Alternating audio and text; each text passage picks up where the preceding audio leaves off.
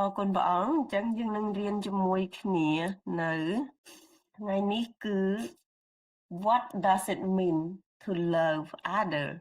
យើងតែងតែឮជាច្រើនដងជាញឹកញាប់អំពីសេចក្តីស្រឡាញ់ហើយថ្ងៃនេះយើងទាំងអស់គ្នានឹងរៀនអំពីបេះដូងដោយព្រះយេស៊ូវរដូវកាលទី2ភាគទី25យើងចិត្តចប់ហើយប្រហែលភាគទៀតយើងចប់ហើយតើការស្រឡាញ់អ្នកដទៃមានន័យដូចម្ដេច What does it mean to love other ព្រះយេស៊ូវបានប្រាប់យើងថាឲ្យស្រឡាញ់អ្នកដទៃព្រះយេស៊ូវប្រាប់យើងថាសេចក្តីស្រឡាញ់គឺសំខាន់មែនទែននៅក្នុងជីវិតយើងម្នាក់ៗហើយព្រះអង្គបានបង្រៀនឲ្យយើងស្រឡាញ់ព្រះអង្គស្រឡាញ់យើងជាមុនហើយឲ្យសេចក្តីស្រឡាញ់នោះនៅក្នុងយើងអញ្ចឹង Jesus said that the greatest commandment was to love God with all our heart and our neighbor as ourselves ចាអញ្ចឹងយើងបងជាតាសូមបានអានMatthew chapter 22:36 to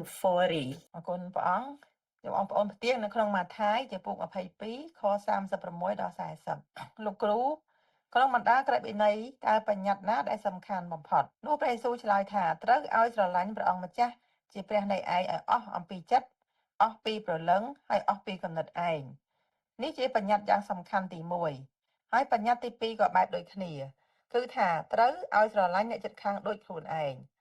បណ្ដាក្រឹតវិន័យនិងអស់ទំនាយហោរាទាំងប៉ុន្មានក៏សម្រេចនៅបទបញ្ញត្តិទាំងពីរប្រការនេះឯងអាមែនអរគុណព្រះអង្គ Amen អរគុណព្រះអង្គដូច្នេះព្រះយេស៊ូវឲ្យ great commitment មកយើងក៏ឲ្យ commitment នេះគឺជា commitment ទី1ថាឲ្យត្រូវស្រឡាញ់ព្រះអង្គម្ចាស់ជាព្រះនៃឯងឲ្យអស់ពីចិត្តអស់ពីព្រលឹងហើយអស់ពីគំនិតឯងមិនមែនឲ្យស្រឡាញ់តែ1ភាគ4ឬក៏ពាក់កណ្ដាលអីទេគឺឲ្យស្រឡាញ់អស់ពីចិត្តពីគំនិតហើយនឹងព្រលឹងរបស់យើងទៀតហេតុអីបានព្រះអង្គចង់ឲ្យយើងស្រឡាញ់ឲ្យអស់ពីចិត្តមនុស្សយើងកាលណាមានសេចក្តីស្រឡាញ់ហើយស្រឡាញ់អត់អស់ពីចិត្តទេគឺមើលរាល់កំហុសមនុស្សយើងកាលណាអត់ស្រឡាញ់អស់ពីបេះដូងអស់ពីព្រលឹងវិញ្ញាណទេគឺឃើញអីមិនតិចក៏ខុសដែរឃើញស្អីមិនតិចក៏ទៅដែរព្រះអង្គប្រាប់យើងថាសេចក្តីស្រឡាញ់គឺគ្របបាំងគ្រប់បែបយ៉ាងទាំងអស់ចំពោះប្តីប្រពន្ធក៏អញ្ចឹងដែរកាលណាយើងស្រឡាញ់គ្នាឬក៏ជាមួយកូនកាលណាកូនធ្វើអីខុសប្តីឬក៏ប្រពន្ធធ្វើអីខុសសេចក្តីស្រឡាញ់មកគ្របបាំងយើងអត់បន្ទោសយើងអត់មាក់ងាយយើងអត់ឈ្នានេះយើងអត់ចង់តែឈ្នះទេអញ្ចឹងហើយបានព្រះអង្គម្ចាស់ប្រាប់ថាឲ្យស្រឡាញ់ព្រះនៃយើងឲ្យអស់ពីចិត្តពីព្រលឹងហើយអស់ពីគំនិតអញ្ចឹងបងប្អូនត្រូវចាំថាមិនមែន1ភាគ3ឬក៏1ភាគ4ឬក៏1កន្លះអីទេគឺឲ្យអស់ពីចិត្តពីគំនិតនិងព្រលឹងវិញ្ញាណយើងទៀតផងចាអញ្ចឹងនៅក្នុង New Testament ហ្នឹងគឺព្រះអង្គប្រាប់ឲ្យរាល់គ្រប់គ្រីស្ទានទាំងអស់ឲ្យស្រឡាញ់គ្នាទៅវិញទៅមកហើយនៅក្នុងយូហាន13ខ35 All men will know that you are my disciple if you love one another អញ្ចឹងបើយើងម្នាក់ fail to grow នៅក្នុងសេចក្តីស្រឡាញ់របស់ព្រះជាម្ចាស់អញ្ចឹងយើងមិនមែនជាគ្រីស្ទានទេអញ្ចឹងសូមអរជាតាបានអាននៅ John chapter 13 verse 35អរគុណព្រះអង្គយូហានចំពុក13ខ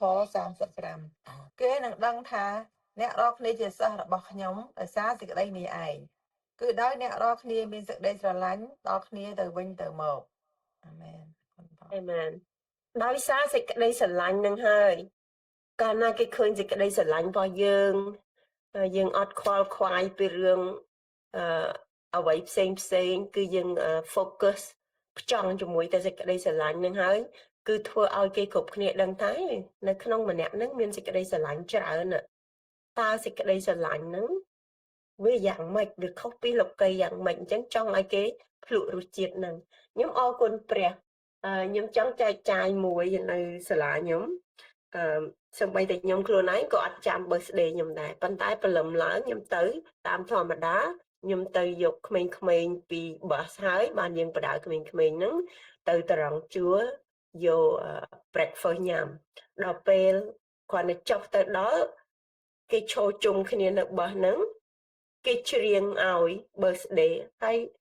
មាននំខេកមានផ្កា ហើយខ្ញុំដូចថាភ្ញាក់ផ្អើលមែនតើណាដោយសារអ្វីដែលខ្ញុំធ្វើទង្វើដែលខ្ញុំធ្វើរាល់ថ្ងៃហ្នឹងខ្ញុំអត់បានឲ្យគេចាប់អារម្មណ៍ឲ្យគេអីទេប៉ុន្តែគ្រប់គ្នាគេដឹងថាខ្ញុំមានសេចក្តីស្រឡាញ់ច្រើនហើយពេលខ្ញុំធ្វើអីមួយគឺខ្ញុំធ្វើអស់ពីចិត្តណាចាហើយពេលដែលខ្ញុំជួបក្មេងៗណាដែលពិបាកពីព្រោះយើងមើលក្មេងៗនៅ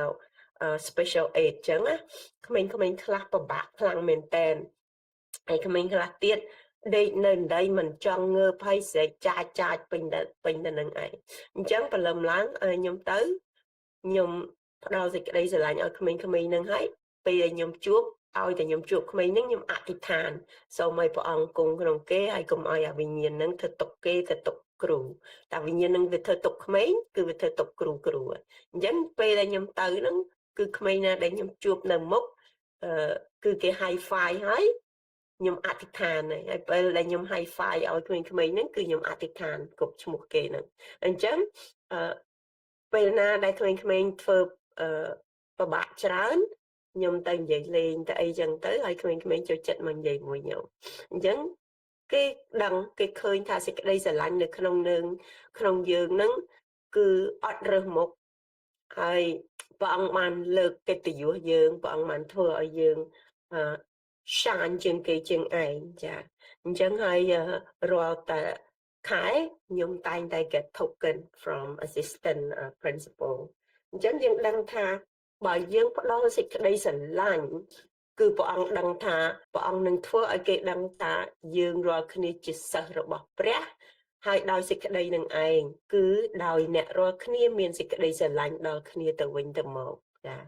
ស្រឡាញ់ដល់គ្នាទៅវិញទៅមកចាអរគុណព្រះអង្គចាអញ្ចឹងcommandment ហ្នឹងគឺព្រះអង្គចង់ឲ្យគ្រីស្ទានគ្រប់រូបចេះស្រឡាញ់គ្នាទៅវិញទៅមកកុំឲ្យមើលបំណាំគ្នា The Bible tells us to love one another in a very special way ចាព្រះគម្ពីរបានប្រាប់យើងឲ្យស្រឡាញ់គ្នាទៅវិញទៅមកវាគឺជា practical way វាគឺជាសេចក្តីស្រឡាញ់ធម្មតាមួយប៉ុន្តែវា important មែនតើវា special មែនតើវាពិសេសមែនតើសម្រាប់គ្រីស្ទានយើងចា Once a religion teacher asked Jesus what's it mean to love his neighbor អញ្ចឹងពេលដែលគេសួរទៅព្រះយេស៊ូវដែលជាអ្នកបង្រៀនគេហ្នឹងថាវាមានន័យថាម៉េចគឺស្រឡាញ់អ្នកដទៃហើយព្រះយេស៊ូវបានប្រាប់ជារឿងខ្លីៗទៅដល់ Good Samaritan នឹងឯងគឺពីអំពី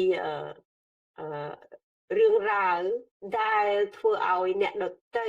គិតឲ្យដឹងថាយើងត្រូវតែបញ្ជូននៅសេចក្តីស្រឡាញ់នឹងឯងទៅអ្នកជុំវិញខ្លួនរបស់យើងអញ្ចឹង we must meet the need of the people we encounter in life ពីព្រោះពេលដែលយើងដើរទៅយើងជួបអ្នកផ្សេងគ្នាហើយជួនកាលទៀតមនុស្សខ្លះបងប្អូនត្រូវការស្នាមញញឹមរបស់យើងត្រូវការលើកទឹកចិត្តឲ្យយើងទៅវិញឲ្យគ្នាទៅវិញទៅមកអញ្ចឹងយើងត្រូវតែផ្ដល់ឬក៏ជួយទៅអ្នកនៅជុំវិញយើងដោយអត់រើសមុខ We must give them a helping hand in whatever way we can even if it costs us something ចាពេលដែលយើងជួយអ្នកដទៃគឺវា cost something ពេលខ្លះវា cost ពេលវេលាយើងពេលខ្លះវាយើង cost stress ពេលខ្លះ cost យើងក្នុងការគិតក្នុងការតើធ្វើយ៉ាងម៉េចដើម្បី solve problem ហ្នឹងចាអញ្ចឹងហើយព្រះអង្គប្រាប់យើងថាឲ្យស្រឡាញ់បើយើងស្រឡាញ់អ្នកដទៃយើងឃើញអ្នកដទៃពិបាកយើងត្រូវជួយហើយចាប៉ុន្តែជួយធ្វើម៉េចកុំឲ្យខ្លួនឯងហ្នឹងឲ្យថាប្រកាច់ប្រកិនណាកុំជួយរហូតទៅដល់ធ្វើបាបខ្លួនឯងហើយធ្វើខ្លួនឯងដេកមិនលក់បក់មិនលហើយ stress ចាអញ្ចឹងព្រះអង្គចង់ឲ្យជួយក្នុងកលៈទេសៈនេះគឺជួយជាជំនួយដែលព្រះអង្គឲ្យយើងមានសមត្ថភាពក្នុងការជួយខ្មែរយើងមានសេចក្តីស្រឡាញ់ច្រើនណាបងប្អូនស្រឡាញ់រហូតដល់ឲ្យគេខ្ចីលុយហើយទៅយកពីបេងទៅចងការគេទៅអីហើយคล้ายទៅជាបន្ទុកចាអញ្ចឹងហើយ ព្រះអង្គប្រាប់យើងថាជួយតាមសមត្ថភាពបើយើងអាចជួយបានហើយយើងអាចរកបានគឺយើងជួយតែកុំឲ្យយើង stress out កុំឲ្យយើងឆ្លោះទាស់ប្តីប្រពន្ធដោយសារការជួយទៅអ្នកដទៃអញ្ចឹងក្នុងន័យហ្នឹងគ្រីស្ទៀនយើងម្នាក់កុំឲ្យខ្លាយទៅជា doorknob ហើយឲ្យគេនិយាយថាអូអ្នកឯងគ្រីស្ទៀនអ្នកឯងអត់ត្រូវជួយខ្ញុំអញ្ចឹងណាចាកុំឲ្យពាក្យហ្នឹងមកដាក់ខ្នោះយើងឲ្យคล้ายទៅជាមនុស្សដែល obligate ក្នុងការជួយគេចាហើយហេតុអីបានខ្ញុំបង្រៀនបងប្អូនពីការនេះពីព្រោះខ្ញុំខ្លួនឯងលាប់ជា victim នៅក្នុងសេចក្តីទាំងនោះគិតថាខ្ញុំជួយគេទៅគឺត្រឹមត្រូវនឹងព្រះហើយប៉ុន្តែការជួយនឹងឯងគឺជាហើយខ្ញុំដឹងថាយើងម្នាក់ប្រហែលជាមានតែយើងនឹងរៀនទាំងអស់គ្នានឹងរៀនជាមួយគ្នាពីព្រោះការជួយនេះយើងអាចអធិដ្ឋានឲ្យគេដើម្បីឲ្យព្រះអង្គសាប់ប្រាប់ទៅនឹងជួយហើយអ្វីដែលយើងអត់មានសមត្ថភាពគឺយើងសូមព្រះជាម្ចាស់នៃឋានសួគ៌ព្រះដ៏ផ្គត់ផ្គង់មកជួយអញ្ចឹងយើងអត់អាចខ្លាយទៅជាព្រះក្នុងការជួយអ្នកណាម្នាក់ដែលយើងអត់មានសមត្ថភាពនឹងជួយយើងបែរទៅជាធ្វើអ្វីឲ្យប្តីប្រពន្ធយើងឆ្លោះគ្នាធ្វើអ្វីមួយឲ្យក្រុមគ្រួសារយើងឆ្លោះគ្នាដោយសារការជួយអ្នកដទៃនោះទេអញ្ចឹងយើងជួយក្រុមគ្រួសារខ្លួនឯងឲ្យមានសុខសុវត្ថិភាពមុននឹងយើងទៅជួយអ្នកដទៃទៀតចាអរគុណព្រះអង្គ Another important part of loving others is that we must willing to forgive those who hurt us ក្នុងការនេះពិបាកបងប្អូនព្រះអង្គចង់ឲ្យយើងគិតជាការសំខាន់ដែរដោយសារអ្នកដែលធ្វើឲ្យយើងឈឺចាប់យើងអត់អាច forgive គេបានអ្នកដែលធ្វើឲ្យយើងឈឺចាប់គឺយើងគិតថាម្នាក់នោះឯងធ្វើឲ្យយើងឈឺចាប់អញ្ចឹងយើងទុកដាក់ជាប់នៅក្នុងចិត្តយើងដោយការខ្ញុំចែកចាយប្រាប់បងប្អូនអំពីច្រើនឆ្នាំមុនប្រហែលជាមុនកូវីដចាខ្ញុំមានបងស្រីខ្ញុំដែលចង់លុកដីឲ្យខ្ញុំហើយខ្ញុំគិតថាប្រហែលជាថ្ងៃមួយខ្ញុំទៅស្រុកខ្មែរទៅនៅស្រុកខ្មែរទៅនៅចិត្តបងប្អូនពីព្រោះចាស់ទៅប្រហែលជាខ្ញុំនឹកគិតថាបងប្អូនបកើតហ្នឹងគឺសំខាន់ខ្លាំងប៉ុន្តែដល់ពេលគេត្រូវការលុយគេលក់ដីឡាយឡងឲ្យយើងហើយយើងក៏មិនឲ្យគេខាតដែរយើងឲ្យគេ 2000 លើនៅអ្វីដែលគេទិញចូលប៉ុន្តែដល់ពេលដីឡើងថ្លៃពឹបគេលក់គេអត់ប្រាប់យើងដល់ពេលយើងខលទៅសួរគេបញ្ចោយើងកន្លះម៉ោងតាមទូរស័ព្ទហើយយើងអង្គុយសម្រាប់ទឹកភ្នែកហាមាត់ហួសចិត្តឆ្អែតចិត្តចាហើយតាំងពីនឹងមកគឺខ្ញុំជ្រើសរើសទូទុកនៅក្នុងចិត្តខ្លួនឯងធ្វើឲ្យយើងពេលដែលយើងនឹកឃើញយើងក្តៅក្រហាយពេលដែលយើងនឹកឃើញយើងអត់សុខក្នុងចិត្តយើងពេលដែលយើងនឹកឃើញធ្វើឲ្យយើង bitterness ធ្វើឲ្យយើងជូរល្វីងនៅក្នុងចិត្តហើយជាច្រើនឆ្នាំ5ឆ្នាំដែលខ្ញុំអត់និយាយរកអញ្ចឹង5ឆ្នាំនឹងឯងខ្ញុំអធិដ្ឋានអីក៏ជាប់ខ្ញុំអធិដ្ឋានអីក៏ជាប់ដែរពីព្រោះ I have sinned against God ដោយសាររឿងទាំងហ្នឹងអញ្ចឹងហើយពេលដែលប្តីខ្ញុំក៏តែងតែអធិដ្ឋានសូមឲ្យខ្ញុំនឹង forgive អញ្ចឹងក្នុងមេរៀននេះយើងត្រូវតែ forgive ហើយបងប្អូនដឹងទេពេលដែលខ្ញុំអធិដ្ឋានសូមព្រះអង្គថាសូមឲ្យព្រះអង្គជួយពីព្រោះខ្ញុំគ្រាន់តែជាមនុស្សខ្ញុំអត់អាច forgive បានហើយអត់អាចឲ្យដួងចិត្តខ្ញុំថ្លាបានទេប៉ុន្តែព្រះនៃយើងព្រះអង្គអាចហើយពេលដែលខ្ញុំអធិដ្ឋានឲ្យព្រះអង្គដាក់ក្នុងចិត្តខ្ញុំឲ្យ forgive បងស្រីខ្ញុំព្រះអង្គឲ្យខ្ញុំ call ទៅហើយព្រះអង្គឲ្យខ្ញុំទៅលេងហើយខ្ញុំថាខ្ញុំធ្វើអត់បានទេព្រះអង្គប៉ុន្តែពេលដែលខ្ញុំទៅ birthday ខ្ញុំនៅស្រុកខ្មែរអាយុ50ឆ្នាំព្រះអង្គបានធ្វើការក្នុងចិត្តខ្ញុំឲ្យអ្នកគ្រូម៉ៅស៊ីណាត call ទៅបងប្អូនខ្ញុំមកជួបជុំគ្នាទាំងអស់ហើយធ្វើ birthday ខ្ញុំ50ឆ្នាំពេលនឹងឯងដែលខ្ញុំអធិដ្ឋានសូមព្រះអង្គសូមឲ្យព្រះអង្គ clean ឲ្យអស់ឲ្យខ្ញុំ forgive បងស្រីខ្ញុំពេលនឹងបងប្អូនពេលដែលខ្ញុំជួបបងស្រីខ្ញុំហឹកព្រះអង្គ erase អស់អាលីងអត់មានស្អីនៅក្នុងចិត្តខ្ញុំហើយបេះដូងខ្ញុំคล้ายទៅជាស្រាលមែនតែនចាហើយការអធិដ្ឋានរបស់ខ្ញុំគឺព្រះអង្គឲ្យបរិបូរណ៍ហូរហៀជាងអ្វីដែលខ្ញុំបាត់បង់ដីតែម្ដងទេបងប្អូនបាត់ នេះផងផលីនណាចាហើយដល់ពេលខ្ញុំបានអធិដ្ឋានហើយព្រះអង្គផ្ដល់គ្រប់បែបយ៉ាងមកវិញ10ដងបងប្អូនខ្ញុំបាត់តែម្ដងទេចាអញ្ចឹងយើងដឹងថាការដែលយើងអត់លើកលែងទោសកំហុសឲ្យអ្នកដទៃឬក៏អត់លើកលែងទោសឲ្យខ្លួនឯងវាធ្វើឲ្យជីវិតយើងជូរល្វីងវាធ្វើឲ្យយើងរស់នៅអត់មានអសន្តិសុខផ្លូវចិត្តនិងផ្លូវកាយពីព្រោះពេលដែលនឹកឃើញគេគឺក្រៅកាហាយមករហូតអញ្ចឹងហើយបានព្រះអង្គប្រាប់យើងថា forgive those that hurt us Paul បានសរសេរនៅក្នុងសៀវភៅ Colossians Therefore as God chosen people holy and dearly loved clothe yourself with compassion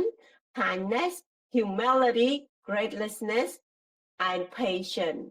bear with each other and forgive whatever grievances you may have against one another អញ្ចឹងព្រះអង្គឲ្យយើងម្នាក់បាន forgive each other ហើយទុកកំហុសអ្នកណាក៏មានទោសអ្នកណាក៏មានកំហុសដែរព្រះយេស៊ូវបានអត់ទោសកំហុសដល់យើងអញ្ចឹងរឿងអីដែលយើងមិនអាច forgive បងប្អូនយើងឬក៏អ្នកដទៃជុំវិញយើងចាអញ្ចឹង forgive as the Lord forgave you ព្រះអង្គ forgive us ច្រើនដងច្រើនយ៉ាងច្រើនពេលហើយអ្នកដទៃឬក៏បងប្អូនយើងធ្វើខុសម្ដងតើយើងមិនអាច forgive បានទេឬក៏អីយើងជាអ្នកណាយើងជាកូនព្រះព្រះអង្គ forgive យើងច្រើនយ៉ាងអញ្ចឹងយើង have to learn to forgive other ដែរចាអញ្ចឹងសូមបងជួយអាន Colossians ខ3ចំពុក3ខ12ទៅដល់ខ13អរគុណព្រះអង្គនៅគម្ពីរកូឡូសចំពុក3ខ12ដល់13ដូច្នេះចូលប្រដាប់កាយដោយចិត្តក្ដួលអាណិតសប្បុរសសុភាពសម្លូតនិងចិត្តអត់ធ្មត់ទុកដូចជាពួកឫសតាំងដែលបរិសុទ្ធហើយស្ងួនភ្ងាដល់ព្រះចុះហើយទ្រាំទ្រគ្នាទាំងអត់ទោសទៅវិញទៅមកបើអ្នកណាមានហេតុទាស់នឹងអ្នកណានោះចូលអត់ទោសឲ្យគេចុះដូចជាព្រះគ្រីស្ទបានអត់ទោសឲ្យអ្នករាល់គ្នាដែរអាមែនអរគុណព្រះអង្គចាអញ្ចឹងការអត់ទោសនេះសំខាន់មែនតើបងប្អូនយើងត្រូវតែ willing to forgive ពីព្រោះព្រះអង្គម្ចាស់នៃយើង forgive us so freely and fully ដូច្នេះចូលប្រដាប់កាយដោយចិត្តក្ដួលអាណិតមានការក្ដួលអាណិតដូចជាព្រះយេស៊ូវក្ដួលអាណិតដល់យើងអញ្ចឹងយើងធ្វើកំហុសច្រើនណាស់បងប្អូនតែដោយសារការក្ដួលអាណិតនឹងហើយដែលព្រះអង្គបានជ្រើសរើសយើងហើយមានចិត្តសប្បុរសមានចិត្តសុភាពមានចិត្តសម្លូតនិងចិត្តអត់ធ្មត់ទុកដូចជាពួកអ្នករើសតាំងពួកយើងជាអ្នករើសតាំងដែលព្រះអង្គបានក្ដួលអាណិតយើងព្រះអង្គបានជ្រើសតាំងពួកយើងដែលជាអ្នកបរិសុទ្ធហើយស្ងួនភ្ញាដល់ព្រះចុះស្រឡាញ់គ្នាឲ្យដូចជាកូនស្ងួនភ្ញានៅក្នុងព្រះអង្គហើយទ្រាំទ្រគ្នាទាំងអត់ទោសទៅវិញទៅមកបើអ្នកណាមានហេតុទាស់នឹងអ្នកណានោះចូលឲ្យអត់ទោសឲ្យគេចុះដូចជាព្រះគ្រីស្ទបានអត់ទោសឲ្យអ្នករាល់គ្នាដែរអញ្ចឹងព្រះគ្រីស្ទបានអត់ទោសឲ្យយើង we must willing to forgive because God give us fully ហើយ freely ចាអរគុណព្រះអង្គ forgive other is so important ចាវាជាការសំខាន់ណាស់ដែលយើងត្រូវតែអត់ទោសឲ្យអ្នកដទៃពីព្រោះ Jesus ព្រះអង្គ refuse to forgive អ្នកដែលអត់ forgive other people ចា Jesus said if we refuse to forgive other the Father will refuse to forgive us ចានៅក្នុងសៀវភៅMatthew ខចំពុក6ខ14ខ15ចាសូមបងបានអានមើលតាហើយចំពុក6ចាមកថាចំពុក6ខ14 15បាត់បើអ្នករាល់គ្នាអត់ទោសចំពោះការរំលងច្បាប់ដែលមនុស្សលោកប្រព្រឹត្តធ្វើនោះព្រះវរបិតានៃអ្នកដែលគង់នៅឋានសួគ៌ទ្រង់នឹងអត់ទោសឲ្យអ្នករាល់គ្នាដែរតែបើអ្នករាល់គ្នាមិនអត់ទោសចំពោះការរំលងច្បាប់គេទេនោះព្រះវរបិតានៃអ្នកនៃទ្រង់នោះព្រះវរបិតានៃអ្នកទ្រង់ក៏មិនអត់ទោសចំពោះការរំលងច្បាប់ដែលអ្នករាល់គ្នាប្រព្រឹត្តធ្វើដែរអាមែនអរគុណព្រះអង្គអញ្ចឹងព្រះអង្គបានឲ្យយើងអត់ទោស ដល់អ្នកដទៃត្បិតបើអ្នករាល់គ្នាអត់ទោសចំពោះការរំលងច្បាប់ដែលមនុស្សលោកប្រព្រឹត្តធ្វើនោះព្រះវរបិតាដែលគង់នៅឋានសួគ៌ទ្រង់នឹងអត់ទោសឲ្យអ្នករាល់គ្នាដែរអញ្ចឹងបើអ្វីដែលយើងអត់ទោសឲ្យអ្នកដទៃទេគឺព្រះអង្គក៏អត់ទោសឲ្យយើងដែរចាហើយអាការដែលអត់ទោសនឹងហើយដែលជាបាបមិនឲ្យយើងលឺការអធិដ្ឋានសំណូមអ្វីដែលយើងសូមចំពោះព្រះនោះព្រះអង្គបានបើកឲ្យអញ្ចឹងបងប្អូនការអត់ទោសមិនមែនគ្រាន់តែលឺដល់ប្រការរបស់ព្រះអង្គទេតែការអត់ទោសនេះឯងធ្វើឲ្យយើងបានស្ងប់ចិត្តធ្វើឲ្យយើងបានស្រាលខ្លួនធ្វើឲ្យយើង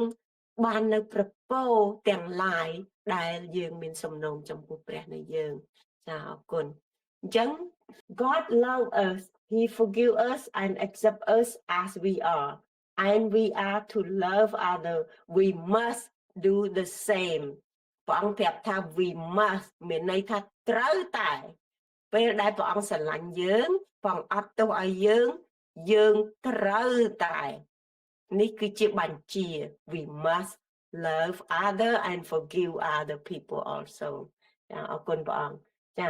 អញ្ចឹងហើយនៅក្នុង Colossians 3:12 to 13 គឺព្រះអង្គចង់ឲ្យយើង forgive កាលណា forgive គឺធ្វើឲ្យយើងបានចិត្តស្ងប់បានចិត្តរីករាយបានចេះស្រឡាញ់ទៅអ្នកដទៃចាអញ្ចឹងនៅ First John chapter 2 verse 9 to 11 យើងដឹងថា what must we do in order to live in the light and avoid stumbling or failing the Lord តើយើងត្រូវធ្វើយ៉ាងម៉េចដើម្បីឲ្យយើងរស់នៅក្នុងពន្លឺរបស់ព្រះហើយអត់ឲ្យយើងជំពប់ដួលនៅអ្វីដែលនៅជុំវិញយើងជា obstacle រវាងយើងនិងព្រះចាកុំឲ្យអំពើបាបនោះវាមកឆក់យកនៅសំណូមពរដែលយើងសូមចំពោះព្រះសូមបងបានអានយូហានខ្សែទី1ចំពុក2ខ9ទៅដល់ខ11ចាអរគុណព្រះអង្គយូហានខ្សែទី1ចំពុក2ខ9ដល់ខ11អ្នកណាដែលថាខ្លួននៅក្នុងពន្លឺតែស្អប់ដល់បងប្អូននោះឈ្មោះថានៅក្នុងសេចក្តីងងឹតដល់រាបសពថ្ងៃនេះឯអ្នកណាដែលស្រឡាញ់បងប្អូនខ្លួននោះតែនៅក្នុងពន្លឺវិញហើយនៅក្នុងអ្នកនោះគ្មានហេតុណានឹងបង្អាក់បង្អំចិត្តគេឡើយតែអ្នកណាដែលស្អប់ដល់បងប្អូននោះឈ្មោះថារស់នៅក្នុងសេចក្តីងងឹតវិញក៏ដើរក្នុងសេចក្តីងងឹតហើយមិនដឹងថាខ្លួនទៅឯណាផងពីព្រោះសេចក្តីងងឹតនោះបានបំបាំងភ្នែកហើយអាមែនអញ្ចឹងព្រះអង្គប្រាប់យើងថាទោះបីអ្នកណាធ្វើខុសជាមួយយើងធ្វើឲ្យយើងឈឺចាប់ប៉ុណ្ណាក៏ដោយប៉ុន្តែបើយើង forgive ព្រះបិតានឹង forgive យើងហើយព្រះអង្គនឹងជួយឲ្យយើងបានចិត្តសស្អាតបានចិត្តសប្បុរសហើយគ្មានសេចក្តីងងឹតនៅក្នុងយើងទេពីព្រោះយើងដើរជាមួយនឹងព្រះយើងនឹងមានសេចក្តីល្អនៅក្នុងព្រះចាហើយព្រះអង្គនឹងបំពេញយើងនៅរាល់ការដែលយើងជឿចាប់នោះចាអញ្ចឹងបើខ្លួនយើងជាមនុស្សធម្មតាយើងអត់អាចធ្វើបានទេប៉ុន្តែយើងសូមជំនួយមកពីព្រះជាម្ចាស់ហើយពេលព្រះអង្គចូលមកជួយយើងគឺព្រះអង្គ clean ទាំងអស់ព្រះអង្គ erase ទាំងអស់ចាអញ្ចឹងសូមអាននៅយូហានចំពុកខទីយូហានខ្សែទី1ចំពុក3ខ14អរគុណព្រះអង្គយូហានខ្សែទី1ចំពុក3ខ14យើងរាល់គ្នាដឹងថាយើងបានកន្លងផុតពីសេចក្តីស្លាប់ទៅដល់ជីវិតហើយពីព្រោះយើងស្រឡាញ់ដល់បងប្អូនឯអ្នកណាដែលមិនស្រឡាញ់បងប្អូនអ្នកនោះជាអ្នកជាប់ក្នុងសេចក្តីស្លាប់នៅឡើយអាមែនអញ្ចឹងហេតុអីបានថាជាប់នៅក្នុងសេចក្តីស្លាប់យើងស្លាប់ក្នុងវិញ្ញាណពីព្រោះអ្វីដែលយើងមានគំនុំដែលយើងចងនៅក្នុងចិត្តយើងហ្នឹង it you alive ចាខ្ញុំធ្លាប់មានបងប្អូនឲ្យតែនឹកឃើញឈ្មោះគេឡើង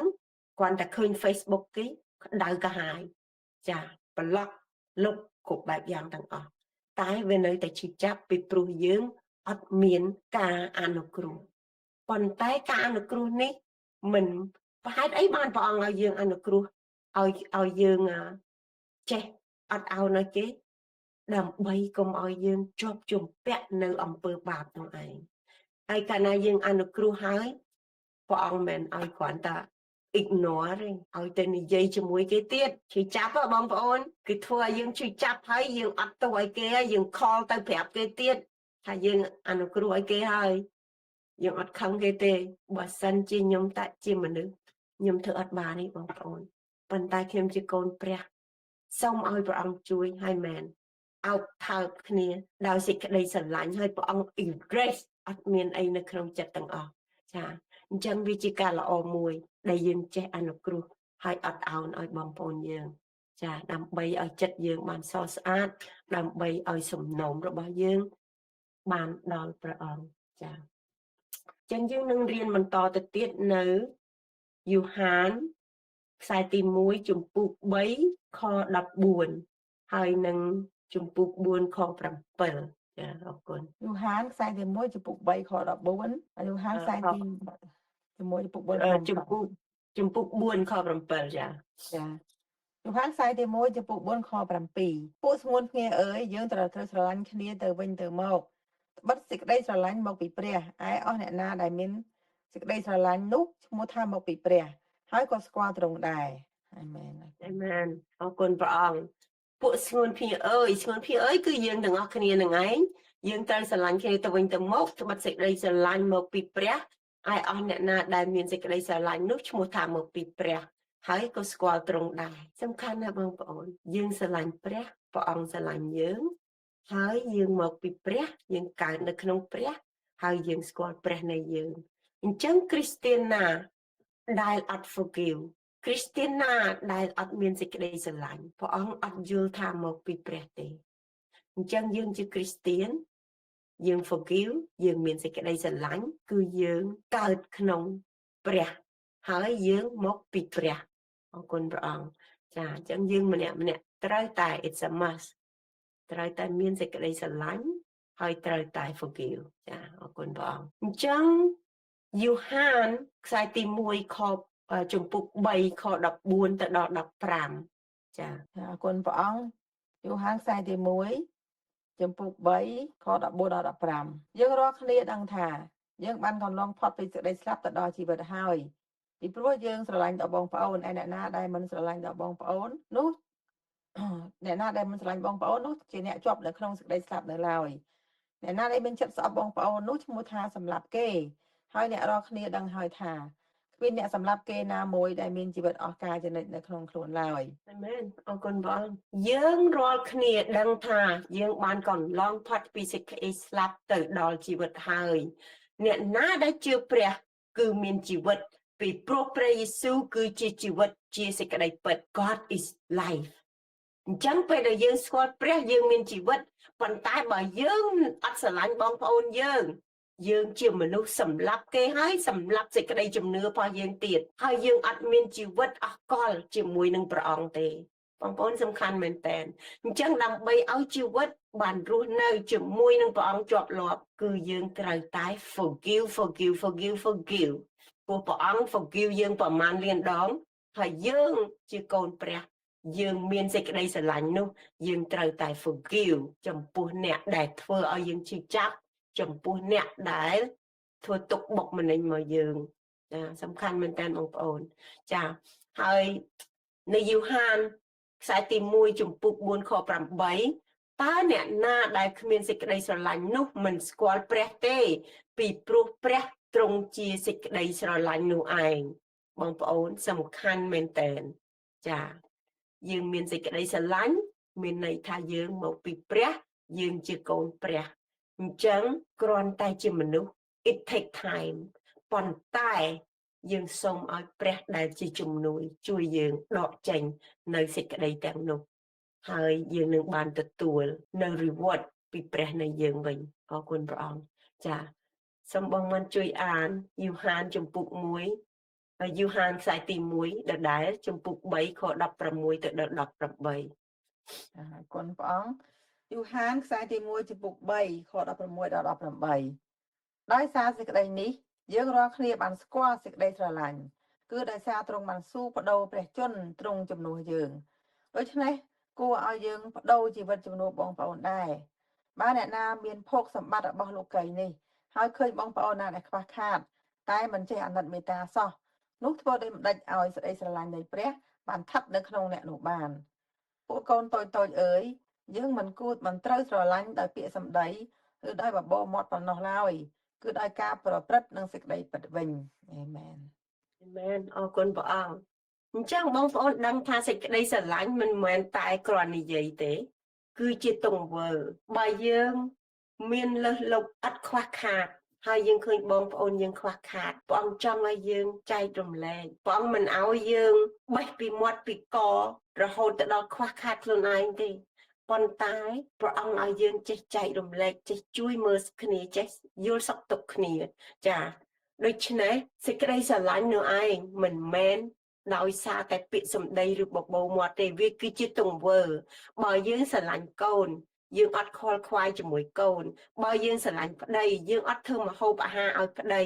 យើងស្រឡាញ់ប្រពន្ធយើងស្រឡាញ់ប្តីយើងអត់ខ្វល់ខ្វាយពីសុខទុក្ខហើយយើងទៅខ្វល់ខ្វាយពីអ្នកដទៃមុនក្រុមគ្រួសារយើងនោះក៏មិនមែនជាសេចក្តីស្រឡាញ់មកពីព្រះដែរគ្រីស្ទានម្នាក់អត់យល់ដឹងហើយមើលរំលងដោយសារសេចក្តីស្រឡាញ់នេះឯងសេចក្តីស្រឡាញ់ព្រះអង្គប្រាប់ឲ្យទៅជួយអ្នកដទៃទៅស្រឡាញ់អ្នកដទៃប៉ុន្តែគ្រីស្ទានភាគច្រើនអត់ស្រឡាញ់ក្រុមគ្រួសារខ្លួនឯងអត់ស្រឡាញ់ខ្លួនឯងហើយទៅជួយអ្នកដទៃច្រើនជាងក្រុមគ្រួសារចឹងហើយបានព្រះអង្គប្រាប់ថាព្រះអង្គជាទី1គ្រួសារជាទី2ហើយអ្នកដទៃមកក្រោយដូច្នេះគ្រីស្ទានម្នាក់ត្រូវចេះស្រឡាញ់ចេះអនុវត្តដោយទង្វើមិនមែនគ្រាន់តែនិយាយក្នុងបបោមាត់ទេអញ្ចឹងយើងយល់បានថាការស្រឡាញ់ព្រះតើយើងគ្រាន់តែនិយាយថាខ្ញុំស្រឡាញ់ព្រះឬក៏យើងប្រើទង្វើចាអញ្ចឹងបើយើងស្រឡាញ់ព្រះយើងមិនខំរៀនព្រះគម្ពីរព្រះហើយយើងមិនខំរៀនសិក្សាឬក៏អាននៅ love letter ខ្ញុំ consider Bible is a love letter ពីព្រះនៃខ្ញុំហើយពេលដែលខ្ញុំអានហើយខ្ញុំដាក់ក្នុងការអនុវត្តប្រចាំជីវិតខ្ញុំហើយពេលព្រះអង្គប្រាប់ហើយយើងស្រឡាញ់ព្រះអង្គយើងត្រូវធ្វើមិនចឹងពីព្រោះសេចក្តីស្រឡាញ់គឺជាទង្វើមិនមែនគ្រាន់តែបបោមាត់ទេហើយពេលដែលយើងធ្វើនឹងឯងដាក់ទាំងកាយទាំងចិត្តនឹងឯងគឺព្រះអង្គប្រទានពរដូចជាខ្ញុំបាននិយាយប្រាប់បងប្អូនថារាល់តែខែខ្ញុំតែងតែបាន token ពី AP ខ្ញុំចា assistant principal ហើយមនុស្សជុំវិញគ្នាគឺផ្ដល់សេចក្តីស្រឡាញ់ឲ្យខ្ញុំវិញដោយសារខ្ញុំធ្វើអស់ពីចិត្តចាតែខ្ញុំតែនិយាយថានេះមកទំហឹងហ្នឹងគឺអញ្ចឹង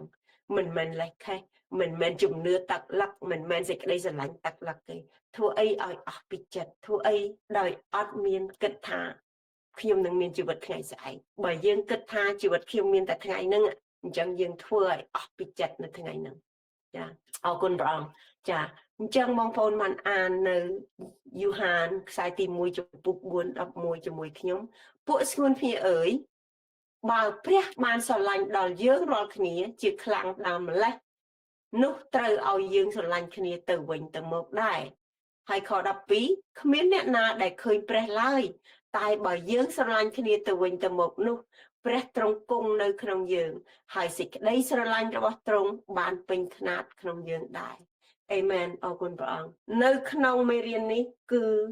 យើងសិក្សាព្រះគម្ពីរច្រើនភាគច្រើននៅយូហានខ្សែទី1ប៉ុន្តែសេចក្តីស្រឡាញ់ដែលព្រះអង្គបានបង្ហាត់បង្រៀនយើងគឺល្អសម្រាប់ជីវិតយើងម្នាក់ការអត់ទោសឲ្យមនុស្សដែលធ្វើខុសនឹងយើងការអត់ទោសដល់អ្នកដទៃដែលធ្វើឲ្យយើងឈឺចាប់គឺជាការអត់ទោសមួយដែលធ្វើឲ្យជីវិតយើងបានផលផ្លែមានតែការល្អចូលក្នុងជីវិតយើងគឺធ្វើឲ្យយើងបានជាប់លាប់នៅជាមួយព្រះជាម្ចាស់នៃយើងគឺធ្វើឲ្យយើងបានទទួលព្រះពរមិនអាចខកខានបានពីព្រះជាម្ចាស់ដែលចង់ផ្គត់ផ្គង់ចង់បង្ហាត់បង្រៀនយើងចង់ផ្ដល់ឲ្យយើង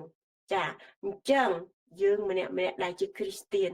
ត្រូវតែមានការអត់ទោសដល់អ្នកដទៃដោយសារព្រះអង្គបានស្រឡាញ់យើងក៏ត្រូវតែរៀនស្រឡាញ់អ្នកដទៃដែរហើយអត់ទោសដល់ខ្លួនឯងអ្នកខ្លះអត់ទោសឲ្យអ្នកដទៃតែអត់ទោសឲ្យខ្លួនឯងចាអញ្ចឹងការដែលយើងអត់ទោសឲ្យគេអត់ទោសឲ្យខ្លួនឯងអត់ទោសឲ្យអ្នកដទៃគឺជាសារៈសំខាន់ណាស់ ក្នុងការដែលព្រះអង្គ reward យើងនៅជីវិតយើងចាអរគុណព្រះអង្គ Amen អរគុណព្រះអង្គ